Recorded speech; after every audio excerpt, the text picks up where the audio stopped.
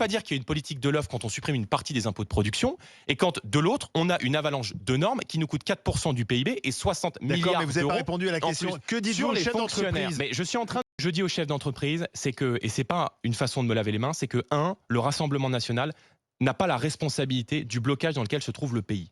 C'est que, et je tiens aux chefs d'entreprise un discours de vérité, je ne vois pas d'issue dans la situation actuelle de l'Assemblée nationale. Alors, quel que soit je dis troisièmement à un chef d'entreprise que si on veut une majorité stable, si on veut de la lisibilité sur 5 ans, si on veut remettre le pays sur le chemin de la croissance et de la production, il faut qu'il y ait une cohérence entre le vote des Français, entre l'expression d'une majorité de Français et la représentation de l'Assemblée nationale. D'accord, mais vous êtes sûr d'avoir une majorité absolue? Non, je ne suis pas sûr. En cas de dissolution? Je ne suis pas sûr puisque je ne connais pas le résultat des élections, donc par définition, je ne connais même pas la date.